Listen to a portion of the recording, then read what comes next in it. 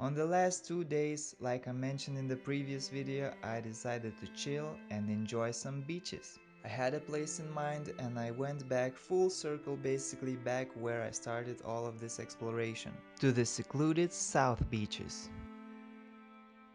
You can park your car here, and here going along the coast you can find some secluded beaches with almost no people.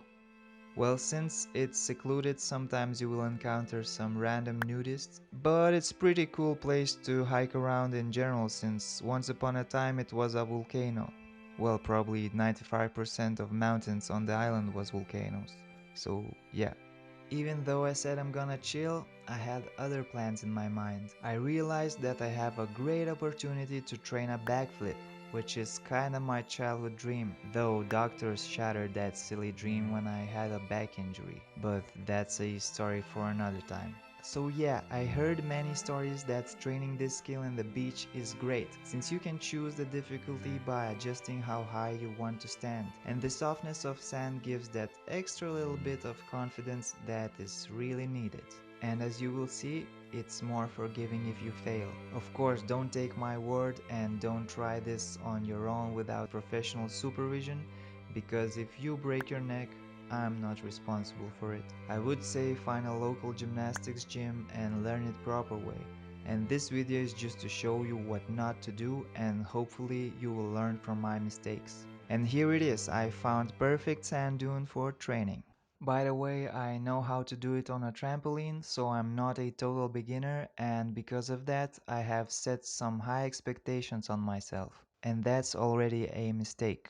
For those who don't know, the thing with backflip is that everyone can do it and it's pretty easy and safe skill. What makes it dangerous is our body's primal self-protection instinct. My body especially is not a fan of falling backwards and flipping upside down. And it's quite important to have full confidence and no fear, because if you have a little doubt, that can lead you to some serious injuries. Beach is pretty good place to build that confidence if you want to learn it on your own, but you have to be patient. And my problem with learning new stuff? I'm very impatient. I want everything to happen on the first time, and I will get a lesson to my face for that character trait. Let's start it! I'm smiling because I didn't land on my face and I can taste the progression already. Second try. As you can see, way more confident, but already shaking my head because I don't rotate too fast. Doing a couple more and not really happy with the results. And this little jump is kinda bad habit already. This one was quite confident, I even over-rotated a bit and flew off. I saw it as a sign to progress and took it lower. And that's another mistake. If you will ever going to train and try to achieve it this way, I would say to do at least 100 backflips that are very good form, so it's burnt into your central nervous system and muscle memory. Only then start harder progressions. And then just rinse and repeat. Of course it will take longer, but I bet you by learning it like that, you will have a solid backflip in the end. As you can see, super bad idea.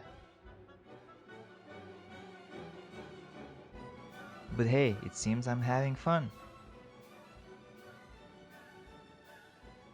You can clearly see that I had to stick to the higher ground way longer to build more confidence.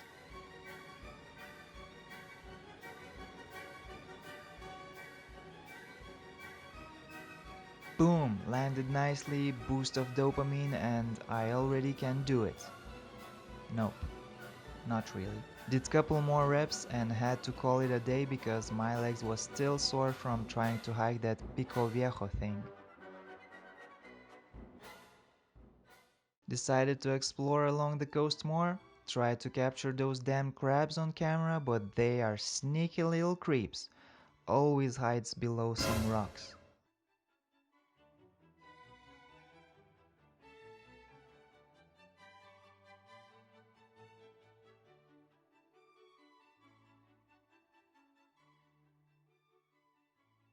This one was like a boss, didn't shy away at all. And finished the day pretty chill by reading some book. The next day, woke up only with one thought in my mind. I have to push it and learn the backflip today. If not, I'm a loser. Though it was super windy, my legs were still sore and I felt kinda heavy, I had my mind on the goal. The backflip. Most useful skill ever. While doing some kind of warm-up, I just had a genius idea to try and do it there. As a challenge, you know? Yesterday probably didn't even do 20 reps, but today let's see where I'm at. And let's do it on almost flat surface and where the sand is not as fluffy and welcoming. Very smart. Very smart. If someone watching will ever have similar thoughts when learning something that can be labeled dangerous, learn from my mistake. Better learn it slowly and consistently than fast and then injure yourself and not train at all. It's like common sense, but you know, we all have some weird ego moments sometimes. Okay, so here we go. Some test jumps and here is the commitment. Boom! Didn't land on my face. Confidence boost to try again. Yeah, we got this. Let's do it. And here we go. Like a sack of potatoes. The form seemed pretty good here, had knees almost to my chest, but probably didn't jump high enough and timing on some movements was off, so yeah. Wasn't happy at all. I was actually raging inside. I was mad that I can't do the stupid backflip after one day of training. I'm such a child, man. Such a child. And I had so much anger that I had to express somehow. So instead of hitting my head to the wall, I started running around and trying other thing that I suck at. Don't ask me. I'm rarely get angry, but when I do, it's pretty self-destructive. Especially if the reason why I got angry is because I didn't learn something in the first few tries. Amazing. And of course that one fail was like few steps back in my confidence to do that move again. Now my body just registers the whole intention of doing it as dangerous and tries to block it, which is a big problem. And here you can see how that works. Let's do it? Nope. Okay, let's put some shoes on to boost the confidence. You can't see it, but in the inside I was raging at that moment. I really wanted to break through that fear, really try to focus. Nope. Nope.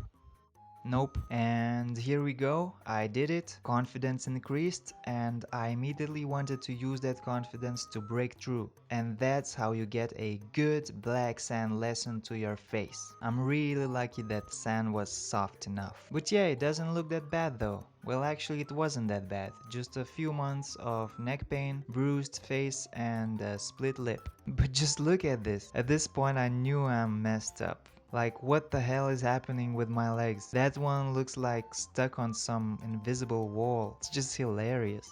That's what I mean when I say that body primal safety instincts just overrides your actions and willpower. That conflict ends up pretty bad. And it looks like I managed to soften the landing with my hands, but not really. Look at the impact. You can see it in the sand.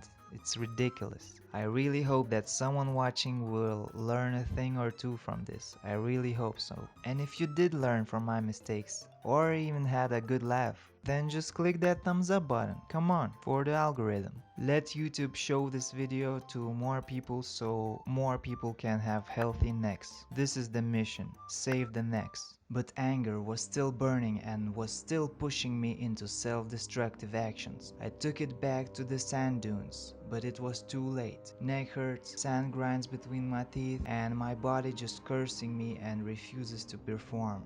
And I created all of this drama in my head for no good reason. It's so silly looking from afar now. Took off the hoodie with the cap to reduce feeling heavy. Tried to do it. Tried not to give up. Tried to push hard. But thankfully, anger levels started to go down. And I finally sobered up and decided to let go. Like, what the hell am I doing here? It's my last day. I should enjoy it while I'm here instead of creating some inner conflicts. It was so silly. In the end, I apologized to my body for the abuse, went to the shop, bought my favorite artisan sourdough bread, and with hurting neck enjoyed the rest of the day in some fancy beach with that Sahara desert sand. The next day, in early morning, gave the rental car back and was ready to go back to the mainland Spain. It was pretty intense 2 weeks, but I'm really grateful for every experience that I had, even for that hurting neck. Even though the island is super touristy and westernized, it has many preserved and unique places. I really loved how diverse it is, and it would have been very nice to stay longer and explore more. But it was time to go back, because when I went back after a week or two, the whole world just stopped, and the system changed to the point where it's probably never going to be the same.